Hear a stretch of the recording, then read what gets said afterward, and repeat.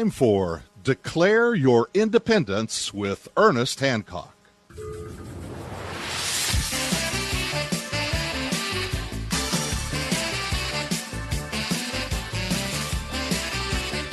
Okay, I'm going to go ahead and finish playing this YouTube from InfoWars Canada, and it's just, a gentleman that was affiliated with the government threatening to expose them what happened with some gas that was released and birds and fish and dying and everything. He wind up dead.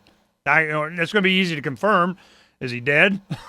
Is it the guy? Did he get dumped in a landfill? Did he go to Washington, D.C. to confront these guys and everything? And is it reported in the lamestream media, the media so last century?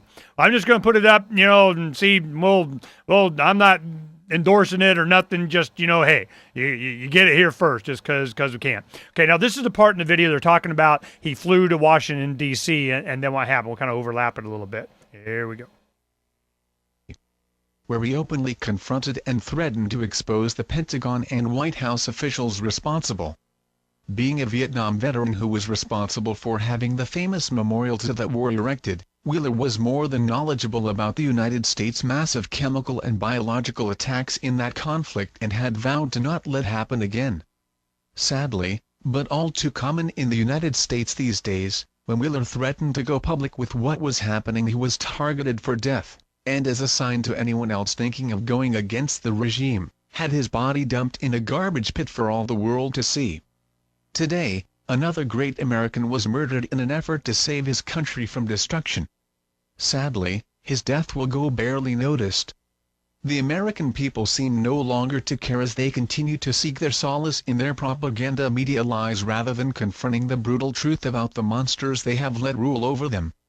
For hundreds of thousands of other Americans, they have become so disassociated with what is happening to and around them, they have proclaimed May 21, 2011 as the day the world will end and are giving up everything and preparing to meet their God. The great American revolutionary leader Noah Webster once said, "Every child in America should be acquainted with his own country. He should read books that furnish him with ideas that will be useful to him in life and practice. As soon as he opens his lips, he should rehearse the history of his own country." The Americans living today have utterly failed to heed these words and have, instead, become just what their masters have always intended for them to be: imbeciles. May God have mercy on them all. Source-related posts. All right.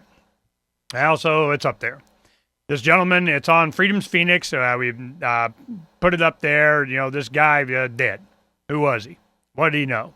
And what about Russia's claims that Pine Bluff had all these gases and then they were transporting them over to Afghanistan, to get them out of here? They didn't want to get rid of them.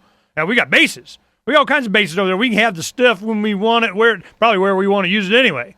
And then, that was one thing where Rumsfeld, was all buddies with Saddam and everything. They're going, well, of course we know he has weapons of mass destruction, of course, these gas attacks and so on. He goes, we know.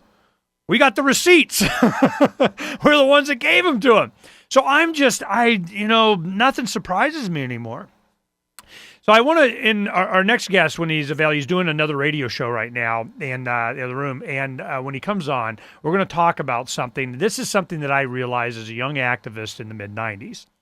Whenever you come across some really global import, oh my goodness, I can't believe they're doing this in my state kind of thing.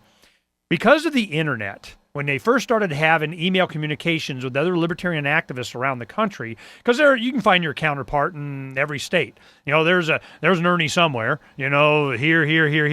A lot of guys that's how this Love Evolution thing got going. I knew who they were. We distributed it. Boom, done. Now what happens is, if you see this and you just put it out on some email list, which now with all the trolls and everybody gets in and whatever, but that's why we set up Freedom's Phoenix the way we did. We can get it out and you can just get it. Anybody can say and comment whatever they want, but that doesn't, stop getting the post up where it's clear and see and categorized and referenced and whatever.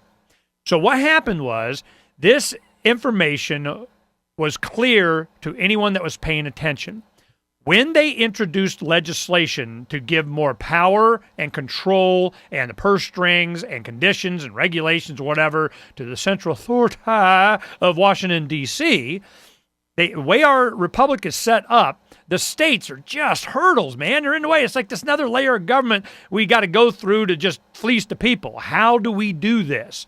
Well, they introduce it 50 times. It has to go, and each state's different. The Constitution's different. So then you got to get the judges in place. You got to get the right guys in there. You got to have, people that run for Congress. And then when you need them, they reintroduce the TARP and get it passed. And then they go be a senior fellow at the Goldwater Institute, and you distract them with this immigration thing so you can get databases, and every baby birth is going to get a number and DNA and retina scans and yada, yada, yada, yada, yada. You think it's a them, the Democrats versus the Republicans thing, wake the F up.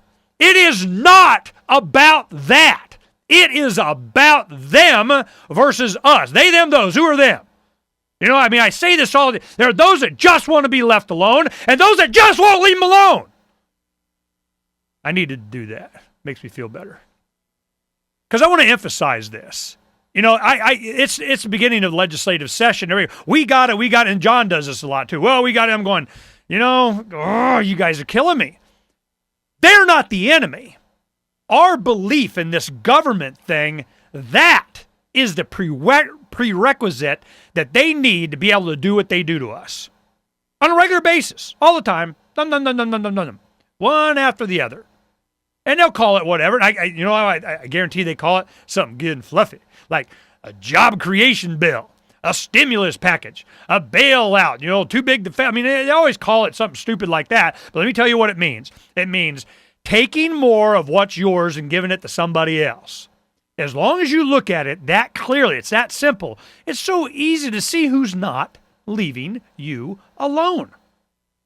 Well, this jobs bill thing, I bet you it has its counterpart everywhere across this nation, not just on state level, local levels. In fact, they really started attacking the local. We had several times I read his book when it first came out, John Perkins, Confessions of an Economic Hitman. He's been on a few times. Now, he kind of leans a little left and so on. He's become more libertarian, getting exposed to getting his mind right. But, he enjoys coming on the show, and we'll have him on again. And what he did for the U.S. government and these think tanks and so on, he'd go to governments and he'd say, hey, man, your brains or your signature is going to be on the piece of paper.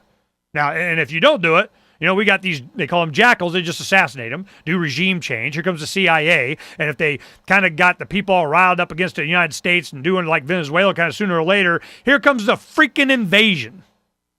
This is our foreign policy. This is the United States is just a military sword for they, them, those around the world. And it's becoming obvious to everyone. To get away with this, they need to have money, cash. They're just printing it now. But the laws of economics always come around. This is what Dr. Paul was trying to teach us for decades. He's going, look, blah, blah, blah. In the end, this all comes tumbling down. Well, here we go. So you go to the top of freedomsphoenix.com, and you can look at the speech that was given by Lawrence Reed from FEE, and it was, what was the title of it? The title says it all. Echoes of Rome. Is America repeating ancient mistakes? Of course they are. Mistakes? I don't think it's a mistake. It's a ripoff. It's a rape of us and the next generation. But it's exactly what they wanted to do. They're going. You hear people that we had an article up by a young teacher here. She was a Levolutionary, went in teaching, and found out how bad. And we told her, we're going, man, are you kidding me? Well, you're going to find out. A year and a half later, she's done. She went off to private, and she's exposing everything that was going on inside. And I don't remember the name of the article, but it was up there. And she wrote the story, and she got a little personal and a lot of the stuff and all the details and links and everything, showed her how to use the site. But she went after it, and it's Teachers in Turmoil, and it's on a special edition of Freedom's Phoenix, and you'll see that. And she just unloaded. And they say, well, public education doesn't work. For whom? Of course it works. It is exactly. John Taylor Gatto had him. He was a speaker in the 2009 summit. He explained it. He goes, look, of course it does exactly what they want it to. It's going to get a lot worse, a lot faster, because we're starting to wake up. And they're not going to go quiet in that good night. Well, neither are we. We'll be right back.